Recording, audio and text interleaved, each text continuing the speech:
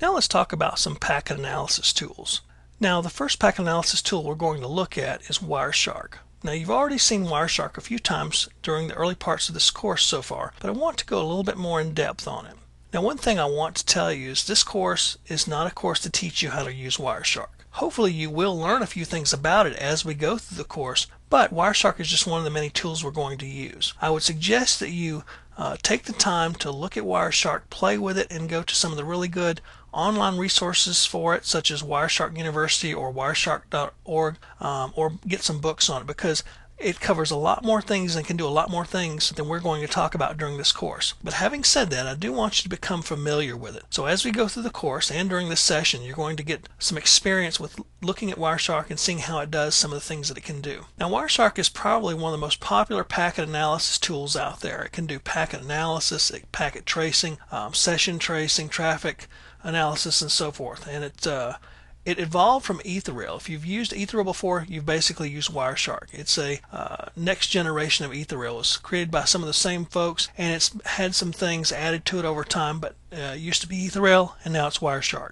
It has a wide variety of options and add-ins, and some of the things you can do, it includes command line tools, capture editors, and so forth. So it's a very versatile tool. That's one of the things that makes it probably the most popular packet analysis tool out there for security professionals. Now let's go ahead and take a look at Wireshark. And again, I'm going to caution you that we're not going to go in depth on everything. We're going to talk about a few features and show you how to do a few things, and you'll learn some more during this course. But I would highly recommend that you do some research on Wireshark yourself and get more into it. So having said that, let's go look at Wireshark. Okay, we're in Wireshark in our Windows XP virtual machine, and I've got a packet capture open here. And basically it's very easy to work with packet captures. If you have any saved, you just go File and Open, and you can save and open packet captures in a variety of formats compatible with Wireshark, Ethereal, TCP dump, WinDump, several other packet capture and analysis programs. The file menu would allow you to open up these captures, and you can also save those captures as well. The edit menu lets you toggle through some of the packets in your capture. You can go to a particular packet using Find Packet. You can also go Find Next and Find Previous. Like if you're looking for a particular kind of protocol such as HTTP, you can go to the next one. You can mark packets for to do certain things with. You can unmark packets. You can set your time reference and so forth. So there's a lot of different things you can do with the edit menu. Now if you go to your view menu, you're going to see where you can check and uncheck the various toolbars, and you can look at packet lists and details. You can also change your colors and so forth. Now the Go menu lets you go to a particular packet and lets you scroll through the packets in your capture, previous, next, first, last, and so forth. The capture menu is probably one of the more important ones. That's where you can select your interface that you're going to capture from, and all of your interfaces that are connected to the computer should be listed here. So for computers that are dual homed, in other words those that have two network interfaces or even more than that, you would be able to select whichever one of those interfaces you want and start a capture on it. So if your computer is, for example, dual homed and has an interface in two different subnetworks, you could start packet captures on either of those subnetworks. The capture menu also allows you to start and stop captures. You can also look at capture filters here.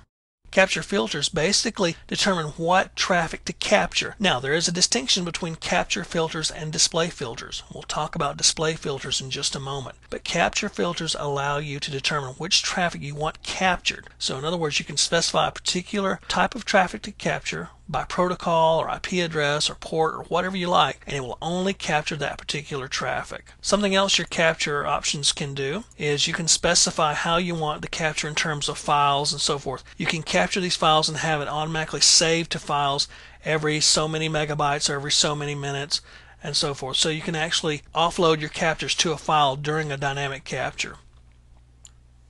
As far as analysis go, there's an analyze option up here in the menu. You can display your filters. You can configure display filters rather, and basically display filter differs from a capture filter in that with a capture filter you're determining what you'll capture, period, and you'll only capture that particular traffic. With display filters, you're capturing everything but only displaying certain types of traffic. So you can set display filters. You can also do another wide variety of things. You can look at protocols and so forth. Statistics will give you statistical information, of course, on different protocols and so forth.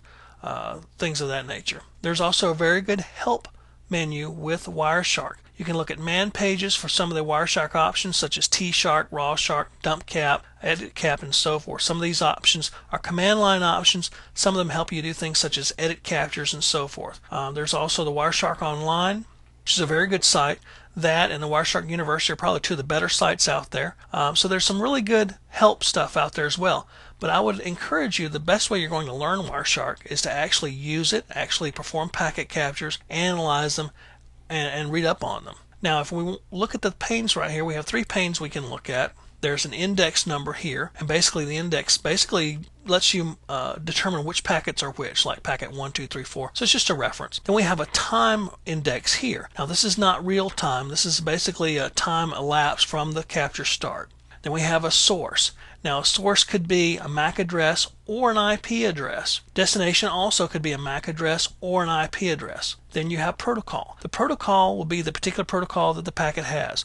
And you can go through each protocol and kind of just see what you get out of that, because these 2 panes down here change, and we'll talk about that in just a second. We also have info for each packet captured. For example, for the ARP packet here, the info is who has 172.16.30.1, tell 30.10. The info for an ICMP echo request basically tells you that it's an echo request. Now down here in our middle pane, we have the protocols basically stacked up for each packet.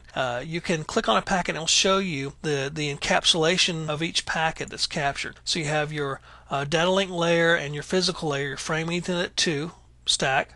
And then you have upper layer protocols such as Internet Protocol or IP, and that would tell you the version and different information about IP. Then you have higher level protocols. In this case, this is an ICMP or ping packet, so it's not really a higher level protocol, it's just a sub protocol of IP. So you can actually look at that, and it'll give you information about each one. Now, clicking on a packet also changes this bottom pane. This is your hex and ASCII view. You can see the data in hex, and you can also see whatever data there is in the payload in ASCII. So that gives you an idea of what the packet's actually carrying. So basically, that's all we're going to talk about right now with Wireshark. And again, we're going to see more as we go, and I'll show you how to do a few other things, such as expressions and applying different capture and display filters. But for right now, this will get you good and started on Wireshark. And again, this session wasn't designed to make you an expert, but it was to make you familiar with Wireshark. And I would highly recommend that you take the time to read up more on it and use it.